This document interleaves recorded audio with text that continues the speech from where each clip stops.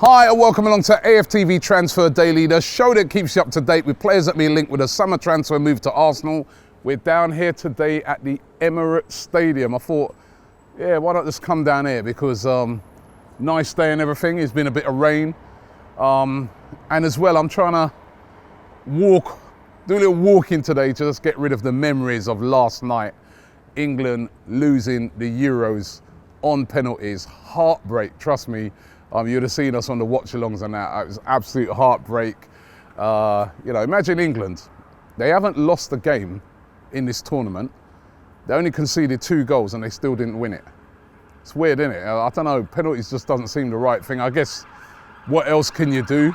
And then, of course, there was the fact that Saka had to take the final penalty. And I'm so heartbroken for him. I want to send my support right now to Bukayo Saka. This is going to be the making of you. Don't look on this and feel bad. You know, you've had everybody come out and praise you for having the bravery to take that penalty. So, you know, don't look on it as anything bad. This is going to be the making of you. This is going to be the thing that elevates you to another level. So Bukayo Saka, every Arsenal fan, every football fan's right behind you this morning, apart from some of those racist idiots. And I've got to talk about them as well. Racist idiots who were racially abusing him, Sancho and Rashford. Absolutely disgusting. And we just need these people out of football, I'll tell you. Just going back on the Saka thing before I get into transfer rumours. Why did he have to take that last penalty though? Your best penalty takers take the first and last penalties. That's almost standard. I'm not saying Saka can't take a penalty, although I've never seen him take a penalty here at Arsenal. So that was baffling. But why is he taking the last one? Saka. Madness to put that on a 19-year-old kid. Where was Raheem Sterling? You've been the go-to guy in the tournament. You've been brilliant. Why didn't you take that? Why didn't Grealish take it? I mean, whose decision was that? But listen, as I said, Saka, don't worry about it. You're going to bounce back big. For a big season for you here. And we're glad that we got you tied down to a long contract because you had a brilliant, brilliant Euros. Now that the Euros are finished,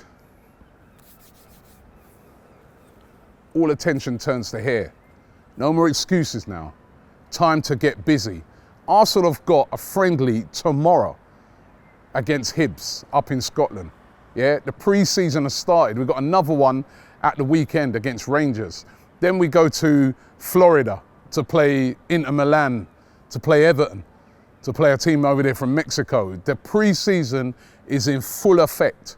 We need to get players signed and in now, and I'm going to be really interested now to see what happens.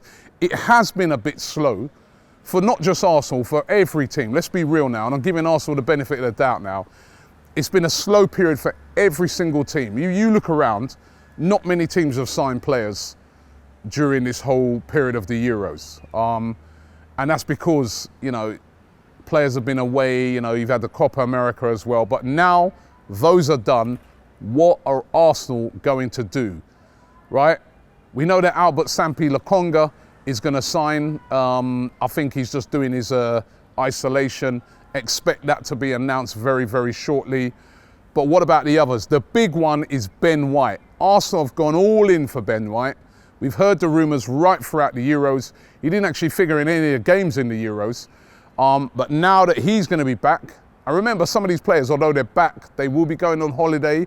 So he won't be available, I would have thought, for the first couple of weeks of that pre-season. But now that he's back, negotiations, serious negotiations, can begin to get that deal done. Arsenal confident that they will get Ben White done.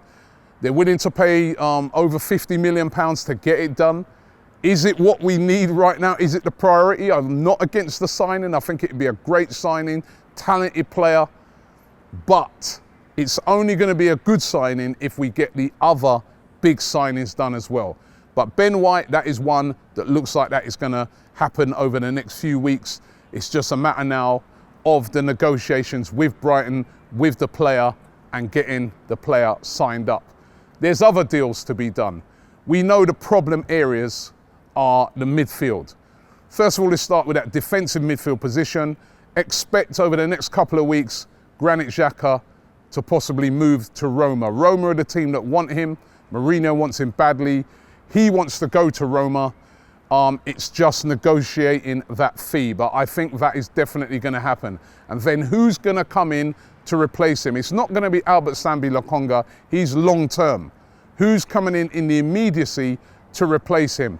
Ruben Neves being heavily linked with Arsenal again today. That will cost about £35 million. Wolves are willing to let him go, but they want that money, and if they don't get that money, they're not going to be up for selling him. So Arsenal are going to have to put a lot of money on the table. What about Manuel Locatelli? Of course now, a Euro winner. He got onto the pitch last night. There's that one. Again, we know that Arsenal are hard in for Locatelli, but again, negotiation time. The player wants to go to Juventus. You saw the interview that I did the other day with Fabrizio Romano, and he said basically Arsenal playing the waiting game. He's going to have his negotiations probably this week with Juventus. Juventus, though, don't have a lot of money to get the deal done. If he doesn't go to Juventus, could Arsenal pounce? Could he end up playing here at the Emirates Stadium? I think that would be a brilliant signing. I think that's the signing that Arsenal would like the most, but they know the difficulties of that. He's just won the Euros for Italy. He's going to want to stay in Italy, bask in his glory for a team like Juventus. And plus as well, when you've just been playing at the Euros, you want to play European football, don't you? You want to play Champions League. He wasn't playing at his previous club. That's his dream. He's had a taste of the big crowds, the big nights. Is he going to want to come to Arsenal with no European football? Very, very tough deal to get done. We're getting linked again today with Renato Sanchez. Again, I think that would be another positive signing. He's there at Lille. Again, you're talking £30 million plus, but could Arsenal move to get it done? And then, of course, there's attacking midfield. Two targets really standing out in this position. The first one is Houssem Aouar. Aouar available at £25–30 million. We've spoken about him lots and lots of times here on the show. Now, will Arsenal move to get that one done? Get that done early, get him in to have a pre-season. And, you know, he had injuries last season there, playing for Lyon. Will Arsenal try and get him in early, twist my words there, get him in early to do the business, or are they going all in for James Maddison? We've heard the rumours over and over again. We've heard the links from AFC Bell. There is something in this. It's going to cost a lot of money. Would Arsenal be willing to lay out £60 million on the table to get it done? I spoke about it in yesterday's show.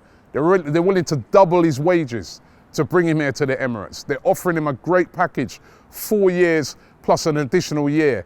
Will it be enough to get James Maddison here? Would you like to see James Maddison playing right here at the Emirates? I would.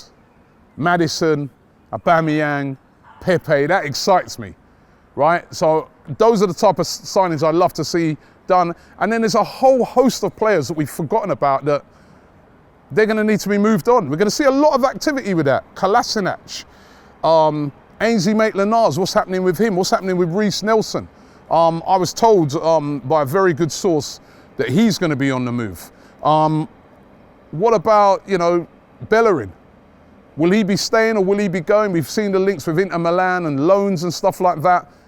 I'm told that Arsenal, they want hardcore money for him to let him go. So many ins and outs to happen. I think it's about to get really busy now here at the Emirates, ins and outs. And we're going to be keeping you up to date with all of it here on Transfer Daily. So make sure you keep it locked every day. Expect things to start getting busier right now. And hopefully we can get some exciting signings in and have ourselves a great season here at the Emirates. We haven't had that for a long time.